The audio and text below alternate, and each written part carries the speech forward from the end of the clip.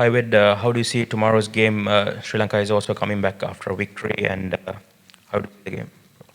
Yeah, I think every game this tournament's going to be hard work. As we've seen throughout the tournament, every team in the competition on their day are going to be hard to beat. So Sri Lanka are certainly no different. They've had a few more games leading in than probably what we have as well. So, no, they're a terrific team. They're going to challenge us with a fair bit of spin, I would have thought.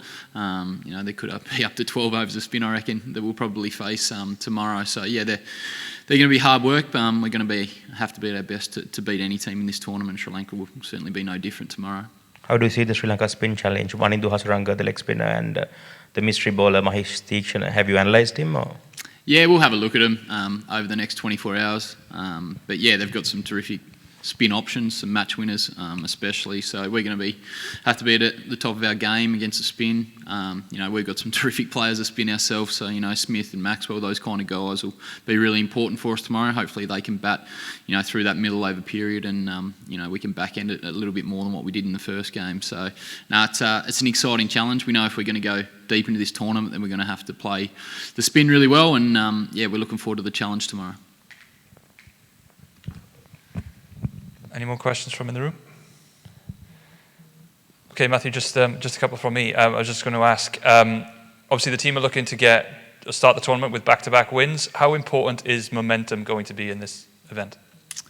Yeah, it'll be really important to get 2 early wins in this tournament would be a really good start, obviously. As I said, every team on their day are difficult to beat, and as we go through this tournament, it's going to be no different. So, we'd love to start 2-0, obviously, but we know there's a lot of work ahead of us tomorrow to try and get to that stage.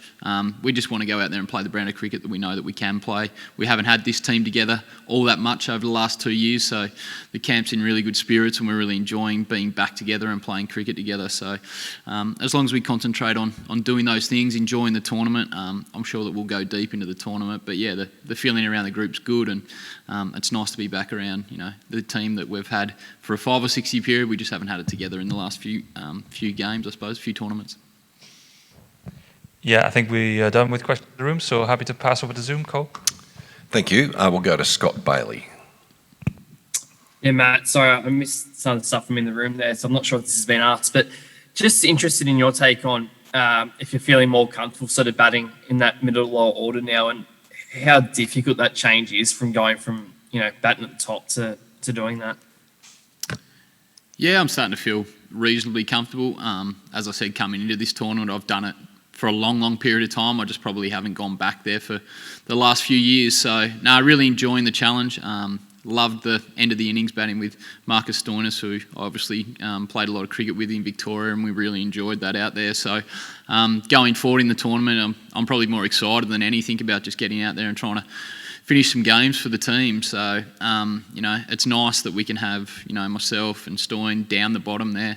We didn't even use Pat the other day. So, with the firepower that we got at the top, if those guys get going, we've got plenty of batting all the way down the order. So, no, I'm really enjoying it. Something different at training to challenge yourself. So, it's been fun so far. Well, what do you view as the biggest challenges, mate? Like, is it?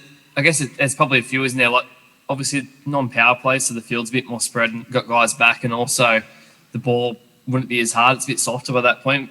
Are they the main ones, or are there other things as well?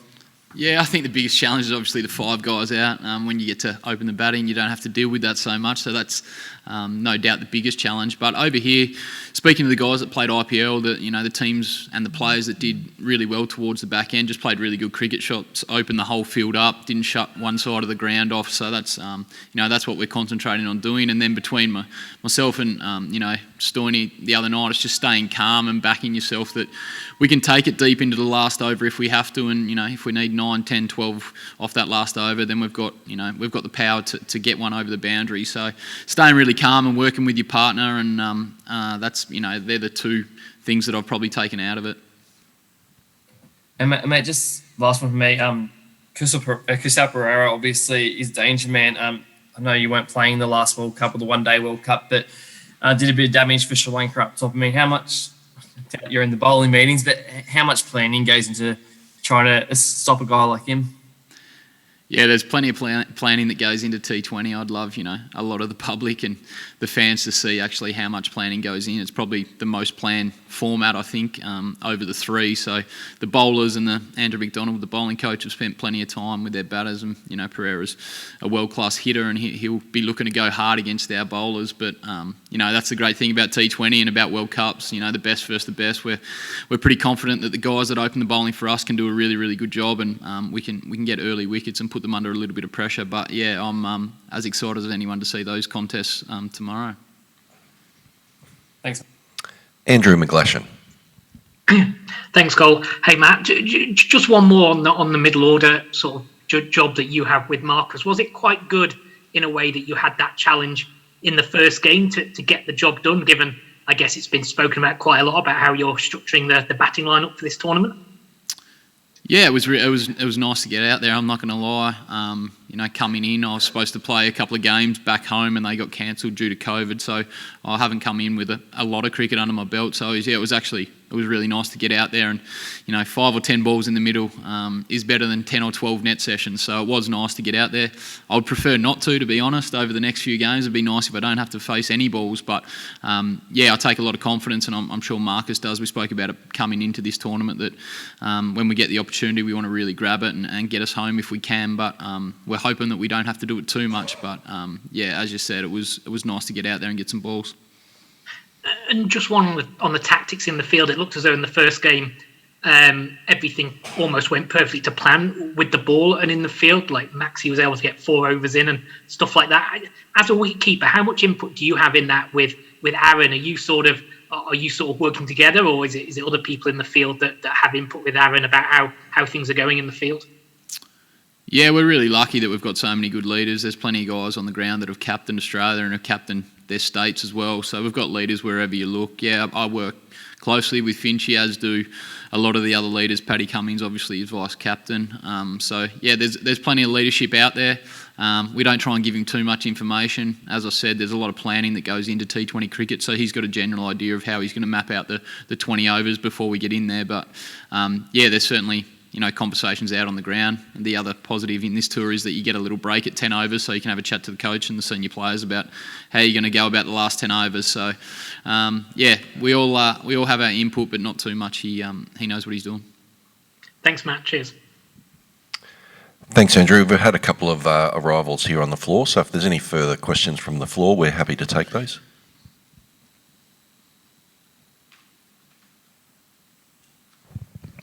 Hi, Vedi. Just wanted to know about the impact of Josh Hazelwood in this format. He's a player who has been looked primarily as a red ball bowler, but his experience in the IPL and the way he is bowling now, how much heartening is it to see Hazelwood come good in this format of the game?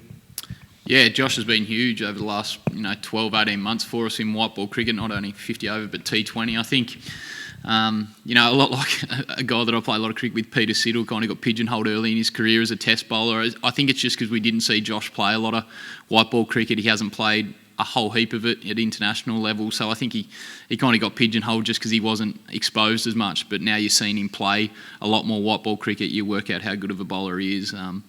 His power play stuff is outstanding, but more importantly, I think that's underrated. His back end, closing out the innings with the ball is, certainly underrated. Externally, but internally, we know how good he is. So yeah, he's been huge. He's one of those guys that you love to get to jump on the back of. He usually gets a wicket early, and with Starkey and Pat Cummins as well, you throw them on top of it. We've got some nice bowlers to bowl in the first 6, which is good.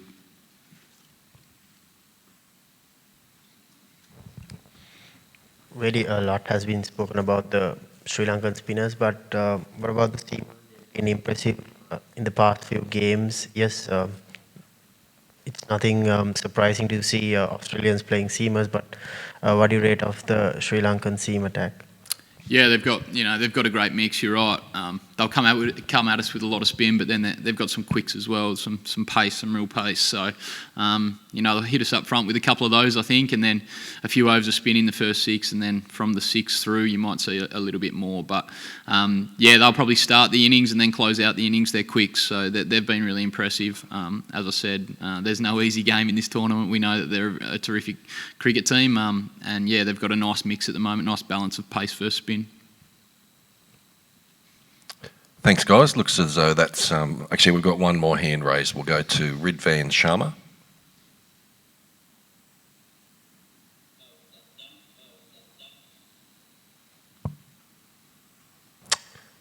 Thank you, Varun. Here you are. Hello. What would you say about the lack of form of Aaron Finch and David Warner? I don't see a lack of form at all. They're terrific players. They're just shorter runs, to be honest. Guys that are world-class players for as long as they've been in this format are never out of form. They're just shorter runs at the moment. So, we back them wholeheartedly. It's been spoken about a lot going into this tour, about Davey especially, and we know he'll come good. I've played with him long enough now that he's been under pressure plenty of times in his career, and he always comes out and has a big score. So whether it's this game or whether it's a few games down the track, those two will definitely pile on some runs for us. We're sure of that.